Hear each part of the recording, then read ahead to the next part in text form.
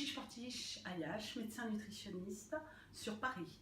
On va aborder ensemble aujourd'hui les repas de fête. Comment profiter de ces repas de fête sans culpabiliser énormément.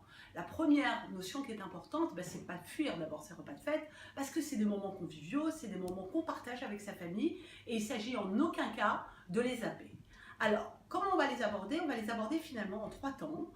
On va les préparer d'abord. Le avant est important, le pendant est important et le après aussi. Avant, la première mauvaise idée finalement à avoir, c'est de se dire je ne mange pas parce que ce soir je vais beaucoup manger. Pourquoi il ne faut surtout pas faire ça? Parce qu'on va arriver finalement affamé au repas, on va se jeter sur ce qu'on trouve et ce qu'on trouve en premier, c'est souvent on va boire un petit verre, donc une boisson alcoolisée, on risque de prendre des petits toasts, des petits feuilletés, des oléagineux, des olives, enfin bon, des choses un peu grasses. Et comme on est mort de faim, on risque d'en manger beaucoup. Donc la première mauvaise idée, c'est de se dire ce soir je ne mange pas parce qu'il y a une fête. Au contraire, il faut manger, faire un déjeuner équilibré, léger, donc un légume, une petite protéine, un petit apport en féculents nécessaire pour chacun des déjeuners, et puis même faire une petite collation avec quelques amandes et une pomme par exemple, pour aborder tout à fait sereinement ce repas de fête. Pendant le repas de fête, qu'est-ce qu'on va faire? D'abord, on va prendre le temps, et c'est très important, de déguster. On a la chance d'être souvent assis à table un long moment, donc on en profite pour mastiquer, pour déguster, pour se faire plaisir, et puis pour pouvoir goûter un peu de tout finalement, et profiter un petit peu de tout.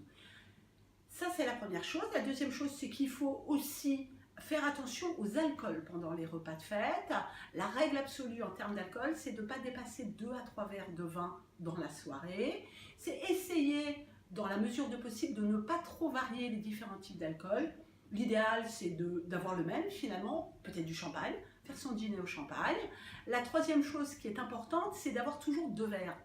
Un verre pour le vin ou la boisson alcoolisée et un verre pour l'eau. Pourquoi? Parce que quand on a de l'eau, finalement on se réhydrate avec l'eau et puis on se fait plaisir avec notre verre de vin.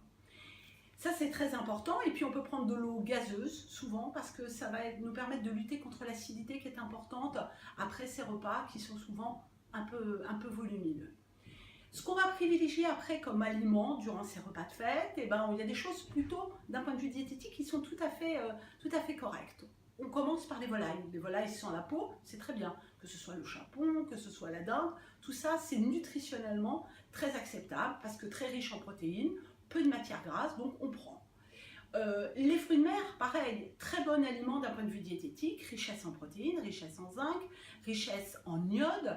Le problème des fruits de mer, comme j'ai l'habitude de dire, c'est pas les fruits de mer, c'est le pain, la mayonnaise et le beurre qui vont avec. Donc si on réduit le pain, la mayonnaise et le beurre, on peut en manger et on peut se faire vraiment plaisir avec ces aliments-là qui ont encore une fois une bonne qualité nutritionnelle.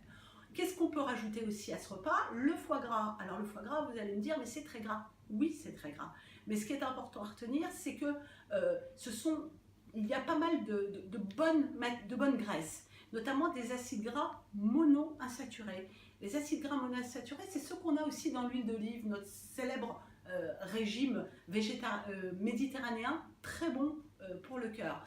Ces acides gras monoinsaturés, ils vont nous aider à bien gérer notre cholestérol. Donc ils vont plutôt dans le bon sens d'une santé cardiovasculaire.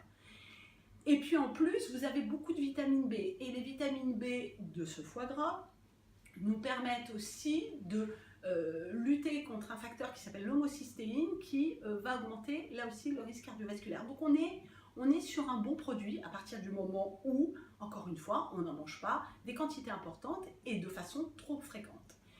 On va associer à ce foie gras plutôt un pain complet, on va limiter le pain blanc. Et puis, qu'est-ce qu'on peut privilégier aussi? On peut privilégier un peu de saumon fumé, qui fait partie souvent de nos tables de fête, qui lui va nous apporter des oméga 3, bénéfices cardiovasculaires aussi clairement démontrés. Et enfin, on finit plutôt avec une bûche givrée, plus qu'une bûche pâtissière qui va avoir plus de matières grasses et notamment de mauvaises matières grasses. Donc là, plutôt des acides gras saturés, pas très bons pour la santé cardiovasculaire. Ça, c'est pendant le repas. Et puis après les fêtes, eh ben, on va se mettre un petit peu au vert. Donc on va aller chercher une réhydratation d'abord, parce que souvent on a un peu bu et l'alcool a tendance à nous déshydrater. Et ben, par exemple, ça peut être un bouillon, ça peut être une soupe de légumes qui va nous détoxifier un petit peu et nous réhydrater. Ça peut être des légumes vapeur, tout simplement. Une petite protéine et toujours notre petit féculent pour être bien équilibré. Et puis voilà, puis ça nous permet de mieux gérer finalement le lendemain et d'avoir bien passé cet épisode de fête.